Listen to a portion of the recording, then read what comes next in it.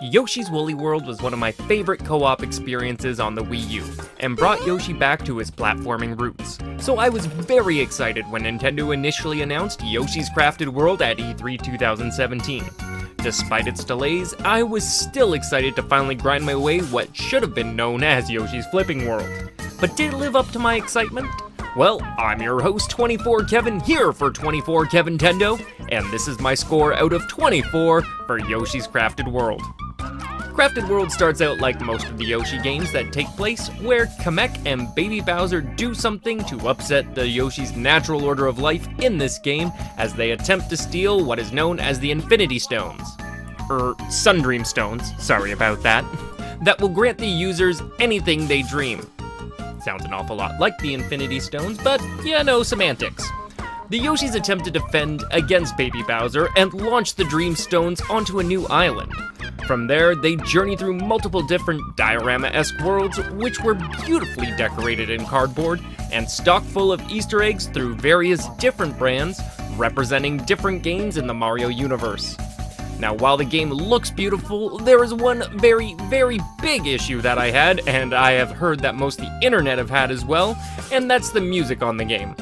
Doing a quick check on YouTube, it would appear that Yoshi's Crafted World only has 22 separate audio tracks on their soundtrack, chalking in at a little over an hour. The fact that you have to listen to the same song on repeat while having to replay many of these levels, if only just for missing one red coin or getting hit just before the finish line, then hearing these songs on repeat can really get quite annoying.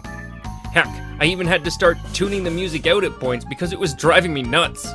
I mean, if you compare this to Woolly World, which had 64 separate songs, not just different versions of the main theme, or specific scene songs, then this was really a pitiful approach by the team.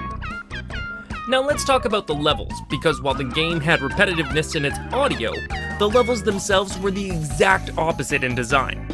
Every new stage and world had its own distinct themes with mechanics that matched the level quite well. Some of my personal favorites were the level that had you use magnets to figure out specific puzzles, and the ninja-themed house that did a whole lot with a little space. The only issue I had is that while certain mechanics were really cool to play with, they would appear sparsely if at all throughout the rest of the game. It's both a positive in the sense that I really enjoyed how they made the game's levels feel like a different challenge every stage, but a negative in that I wanted a giant culmination of all these skills I had to master over all the levels in a giant Champions Road-esque battle. Who knows, maybe they could still add this in as special DLC levels to round out that number of the flowers at the end of the game. While the game has your traditional collectibles found in Yoshi's games like flowers, red coins, and hearts, they added in some really unique features that has the player have to backtrack through those levels to find souvenirs after they've cleared the world. This is a really cool addition to the game, and while I enjoyed sniping souvenirs when I could, it was really aggravating when you could go through a level, notice the souvenir, and know you would have to get them afterwards, and not be able to collect them on the first run through. One thing it did give me, though, was more of a sense of ease as I traveled through these levels, knowing I would be able to come back and replay them later, so that I didn't have to spend as much time hunting for items on the first run. Instead, just getting the lay of the land and enjoying the work put into all this beautiful scenery. Having to repeat every level multiple times can get extremely tedious, especially when you have to do it all over again once you beat the final boss in order to find hidden sprout boxes all over the world. Then there's the flip side, which I was initially ecstatic for because I thought it meant we'd basically get double the levels. Harder flowers, more coins, extra hearts, but instead, Poochie Pups. Lots and lots of Poochie Pups. Again, it is a fun challenge getting through the levels in the allotted time while finding these cute little canines, but doing the same thing in every level just kinda reeks of lack of creativity, and this feature kinda being shoehorned in. The only real detractor in this game, though, is that once you collect everything you can in the game, the reward is kind of on par with the golden Korok seed you get in Breath of the Wild, in the sense that the only reason that you should get it is for your own personal satisfaction. Other than that, there's literally no reason to go on and collect everything. Let's get into the main gimmick of the game, though, as it is an interesting one, as Yoshi wears various cardboard cutouts that are giving Yoshi various defense points that act as a buffer between his actual health.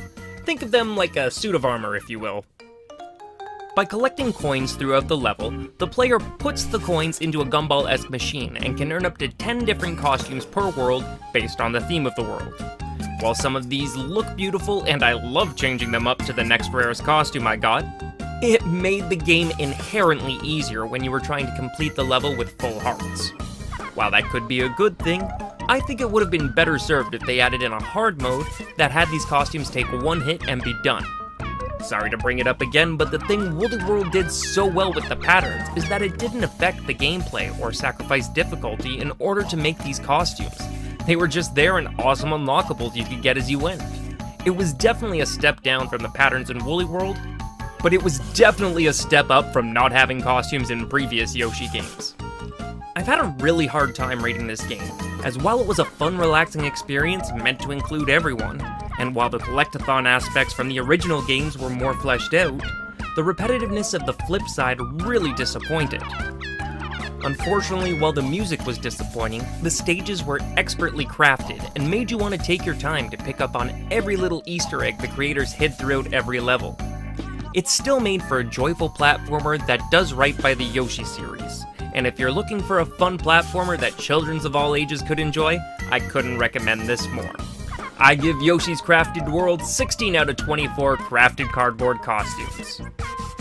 Thank you all for watching. I hope you all enjoyed my review of Yoshi's Crafted World, and if it was your very first time watching me on here or on Twitch while I was playing through the game, thank you so much for hanging out with me. Please leave a comment down below and let me know what you thought of the game.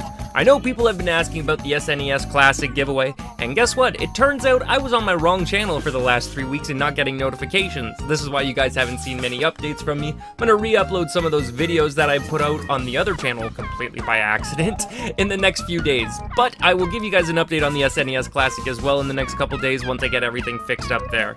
I will get back to you as soon as I can, but for everyone here at 24Kevin Nintendo, I'm your host, 24Kevin. See you guys next time. Hope you had a great day. More!